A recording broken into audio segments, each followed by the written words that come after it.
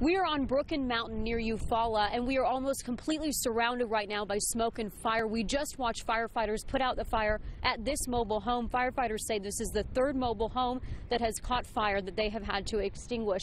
They're not sure if there are other structures that are affected right now. This is a heavily wooded area, so it's difficult for firefighters to access some of these fires and see everything that's affected. We are watching another fire just over my other shoulder.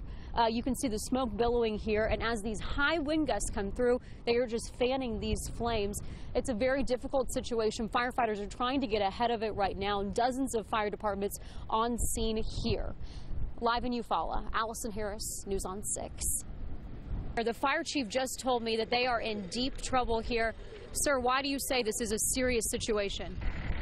Scott and Terry, I'm on Brooken Mountain. The fire chief here just told me they are in deep trouble. This is a serious situation. He says they've already been overrun by this fire because of the terrain here. We're on a mountain. It's rocky, heavily wooded, extremely difficult for firefighters to fight. He says as this continues to move north, as the winds continue to gust, now that sun is setting, he thinks this could threaten more than 50 homes, and he's warned people who live nearby they could be evacuated later this evening. Take a look at this. I think this paints the picture. It's almost entirely ash here, and you can see as the wind moves through, it's quiet right now, but those flames start fanning with the wind fueling them. We've seen little pockets of fire, and that's what they're concerned about, that those will spark up and continue to spread. Listen to this. After seeing that picture, think about what I'm about to tell you. The fire chief believes this fire might have been intentionally set. It started near the road, and he says it's very rare that a cigarette butt would start a fire like that. He believes it was intentionally set. This is their third fire to work in the past 48 hours. They're exhausted, and he says this is going to go well into the night here near Eufaula. Firefighters have actually torched a little bit more of the grass here. You can see, I don't know if you can see, but there's a lot of gravel right in front of where this fire is, and instead of just waiting for this to keep flaring up in hot spots, the fire chief said, let's go ahead and torch some of it so it burns off right now. Let's put it out and hope that it stays out. He said the gravel's not going to burn, so let's go ahead and torch some of this area and take care of it while we can right now.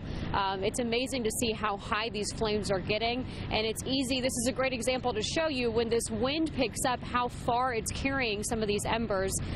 So anyway, this is the fire chief's attempt at controlling some more of this, because all over Brooken Mountain near Eufaula, we're seeing different hot spots like this, and the fire chief has said over and over again to us tonight they have just been overrun by this fire, and he's doing what he can. He thinks this might be able to help them now finally get ahead of the grass fires that they're seeing here. Fighting fire with fire. I want to show you the flames here right now. They're pulling trucks through, so we're having to be really fluid and just move as we can. The fire chief here decided that instead of letting these hot spots grow to a point where they were, going at different spots all over this mountain where firefighters couldn't get there in time, he said, let's torch this one area and focus here and burn everything off so that it doesn't keep rekindling over and over. It's become very difficult. His thought process is there's a lot of gravel here and a road, and that fire is not going to burn the gravel and the road.